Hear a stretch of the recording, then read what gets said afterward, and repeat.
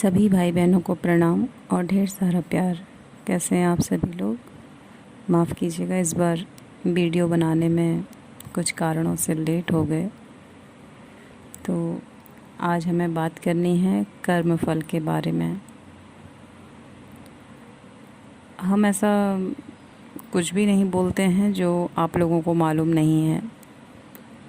बस हमारा मकसद है कि सभी भाई बहन ध्यान का महत्व समझें, सही ध्यान को समझें और जल्द से जल्द अपने जीवन में ध्यान को जगह दें, आध्यात्म से जुड़ें और आध्यात्मिक चीज़ों को सुनें और उनका मंथन चिंतन करें और उनका अनुसरण करने की कोशिश करें। तो कर्मफल, कर्मों के बारे में जो सजगता है वो एक किस्म से हमें तब आई जब हम बहुत छोटे थे। तो हमारे पड़ोस में हमारे एक भाई थे, यंग थे वो, 22-23 साल के रहे होंगे। तो शाम को खेलते समय उन्हें कोई चोट आई और उसकी वजह से उनकी डेथ हो गई।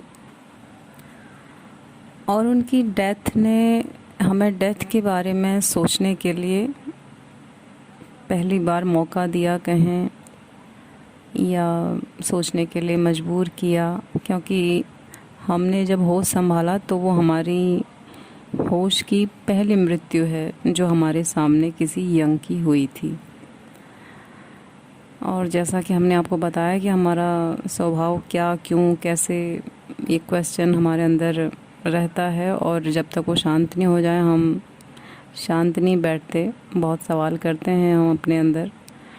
और हमारा स्वभाव बचपन से ही बहुत गंभीर रहा है। और ये बात हमारे अपने रिश्तेदार, घर परिवार में कोई नहीं जानता।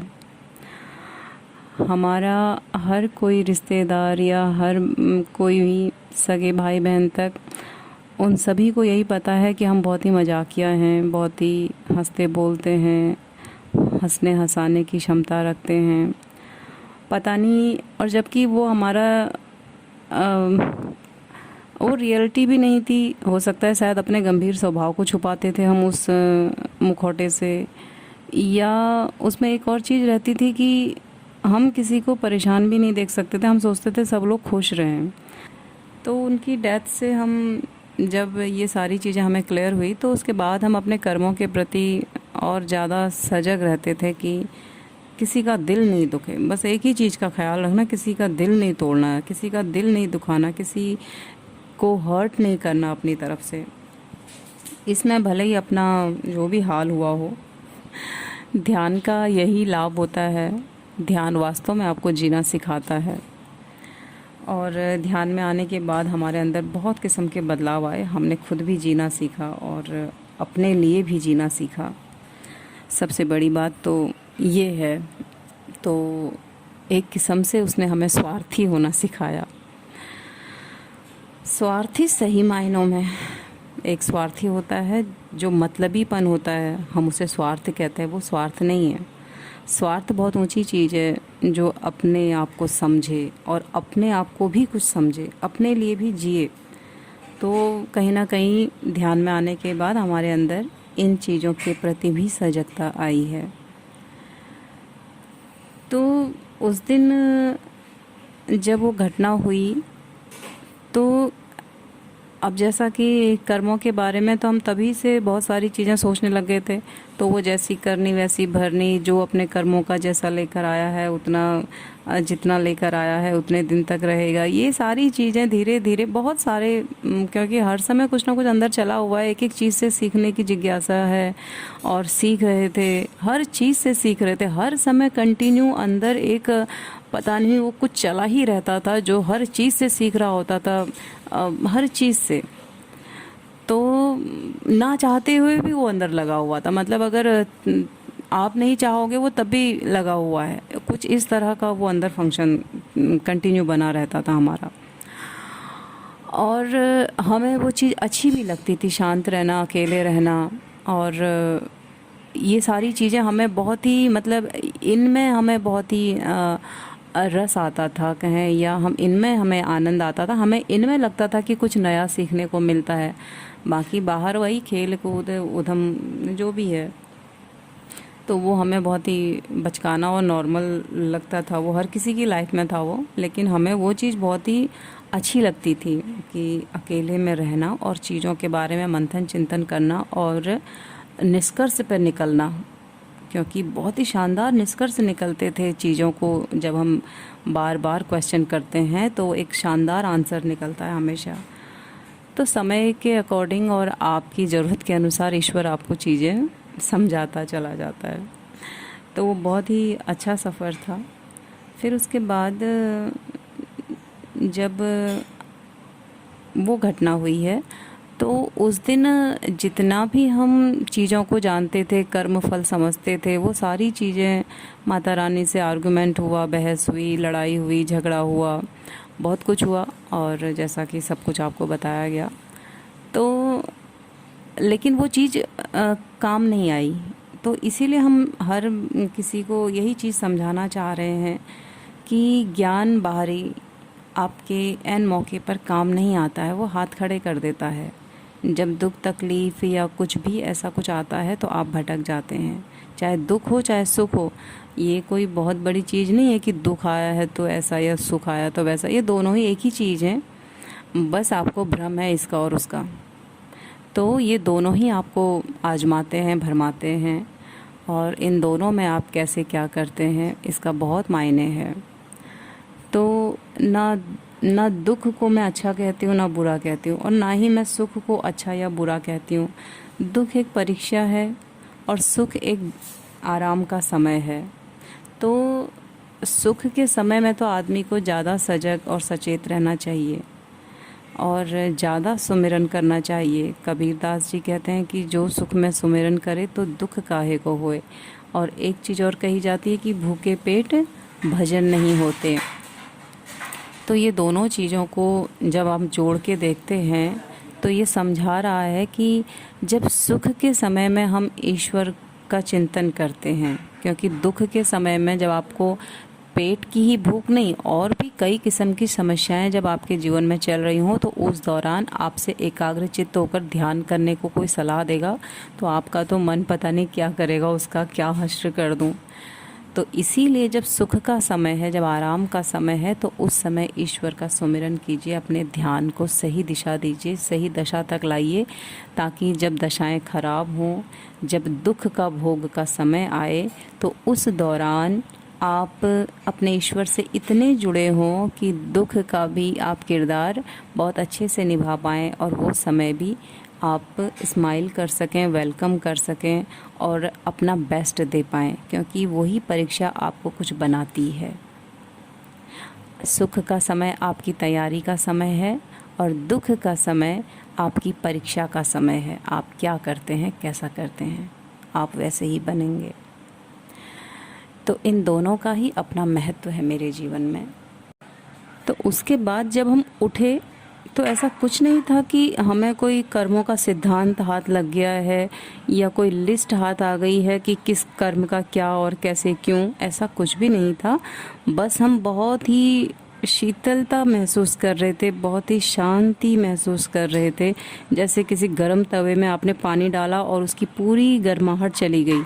तो एक किस्म से गर्मी यानी कि हमारा क्रोध, दुख, पीड़ा, तकलीफ़, उसकी वजह से जो मन बेचैन हो गया है, जो हृदय अशांत हो गया है, अब वो माता रानी का कोई भी जवाब एक्सेप्ट नहीं कर पा रहा है, तो वो हालत हो जाना। तो ध्यान इन्हीं सारी चीज़ों में आपको बैलेंस करना सिखाता है। तो जब हम उस हालत में थे तो उस समय हमें कुछ भी समझ में नहीं आया, लेकिन उसके बाद जब हम उठे हैं तो हमारी जो हालत है वो पूरी तरह से शांत हो चुकी है। अब इसके बाद जो हम बातचीत कर रहे हैं वो समझ आ रही है, इसके बाद जो सवाल जवाब हो रहे हैं वो समझ में आ रहे हैं। तो उन्होंने और ये ऐसा नहीं था कि उसी समय तत्काल सब कुछ हुआ है, इसके कई दिन तक हम कर्मों के बारे में बहुत सारी चर्चाएं हुई और बहुत सारी चीज़ों को हम समझने में सफल हुए कहें, या हमने बहुत कुछ समझा उस दौरान कि कर्म कैसे, क्या, क्यों। तो अब हम सारी चीज़ें पता नहीं इसमें कैसे पॉसिबल है, बाकी वही सब सच है जो आपने भी आज तक सुना है कि कर्म, आप कुछ चीज़ें क्लियर कर देते हैं हम आपके लिए कि दो चीज़ों को अपने जीवन में स्वीकार्यता दें। पहली चीज़ कि जो भी मेरे जीवन में घटित होगा वो मेरा कर्म है, वो मेरी ही कमाई है, इसको स्वीकार करें, ये है सत्य। दूसरा, सब कुछ ईश्वर की इच्छा से है। सामने वाले बंदे ने जो कुछ भी किया वो अपने जीवन में ही किया, मृत आदमी तो आपके लिए कुछ नहीं कर रहा है ना, और जो जीवित है उसमें परमात्मा है। तो आपके लिए परमात्मा कुछ भी कर रहा है तो वो आपके हित में ही है। अब आप जो भोग रहे हैं वो भी तो आपके हित में ही है, आपको भोगना ही पड़ेगा। प्रकृति का नियम है, जो किया है उसको तो भोगना ही पड़ेगा, बिना भोगे आप यहाँ से जा ही नहीं सकते हैं। तो इसमें गुरु आपकी किस तरह से मदद करता है, जब आप ध्यान में आएंगे तो स्वयं से अनुभव करेंगे तो वही ज़्यादा बेहतर रहता है, क्योंकि किसी भी तरह का लालच देकर आध्यात्म में आना अच्छी बात नहीं है और वो आपके लिए ब्लॉकेज करती है। और दूसरी बात, और एक दूसरी चीज़ कि अगर सब कुछ पिछला ही है तो फिर हम नया अच्छा कर्म क्यों करना है। तो इसके लिए सीधी सी बात है कि पिछला जो आपने किया है वो तो आपको मिलेगा ही, आपका अच्छा बुरा जैसा भी है, लेकिन इस समय आप एक मनुष्य योनि में हैं जहां आपको कर्म करना है, आपके कर्मों के परिणाम बनेंगे। तो अगर मैंने पिछले जीवन में कुछ बुरा कमाया है जिसका मुझे दुख आना है, तो मैं इस जीवन में अच्छा कर्म करके मैं अपने लिए पेन किलर कमा सकता हूँ। अगर मुझे पिछले कर्मों का कोई पेन आएगा तो इस जीवन का पेन किलर लेने से मैं उस दर्द को महसूस करने से बच जाऊंगा। यानी कि दर्द तो है भीतर, लेकिन आपने पेन किलर लिया है तो अब आपको दर्द महसूस नहीं होता है ना। तो इसी तरह से आपके अच्छे कर्म आपके बुरे कर्मों के भोग में आपकी मदद करते हैं। ये ऐसे है कि जब हमने सवाल किया कि अगर किसी ने इतना बुरा कर्म किया ही था तो आपने उसको सज़ा उसी जीवन में क्यों नहीं दे दी, ताकि उसके लिए भी सबक बनता, औरों के लिए भी सबक बनता। कोई बुरा कर्म करता नहीं, सब डरते गलत चीज़ें करने से। और तो फिर उसमें माता रानी ने वही बोला कि ऐसा करने के लिए उस बंदे का अच्छा कर्म भी तो चाहिए। पेन किलर उसने कमाया हो तो तभी तो उसको उसी जीवन में मिलेगा। जैसे कि किसी ने, जैसे कोई बेटे बहू हैं, उन्होंने अपने पेरेंट्स को घर से निकाल दिया है ना। अब उनके बेटे बहू जब तैयार होंगे, बड़े होंगे, तो वो उनको उनके घर से निकाल देंगे। अब उस कपल को कैसा लगेगा कि उन्होंने भी अपने पेरेंट्स को निकाला था एक टाइम पर, आज उनके बच्चों ने उनको निकाल दिया। तो कहीं ना कहीं जो उन्होंने उनको इस चीज़ का याद है कि उन्होंने अपने पेरेंट्स को निकाला था, तो वो उनके लिए पेन किलर का काम कर रहा है। अब वही चीज़ उनको उस तरह से हर्ट नहीं करेगी। अगर यही चीज़ किसी ऐसे पेरेंट्स के साथ हो जाए जिन्होंने ज़िंदगी भर अपने पेरेंट्स की सेवा की हो और इस तरह की कोई गलत हरकत ना की हो, उनके बच्चे बेटे बहू उनके साथ ऐसा कर दें तो उन पे क्या बीतेगी, समझ रहे हैं।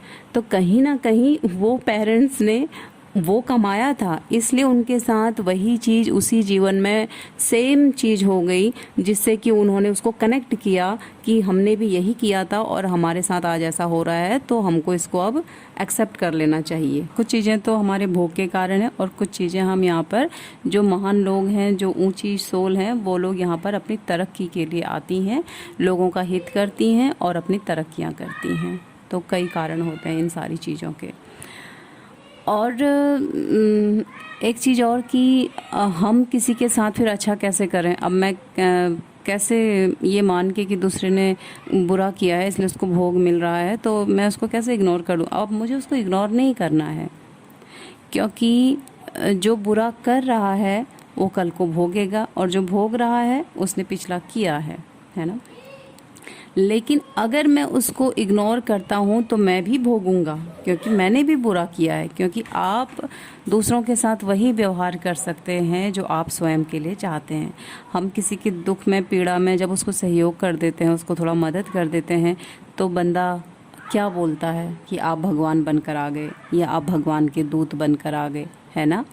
तो आप क्या बने उस समय, ईश्वर बनकर आए। आप किसी का अहित कर देते हैं तो आपके लिए क्या बोलेगा वो, आप क्या बोलेंगे जब कोई आपके साथ ऐसा करे।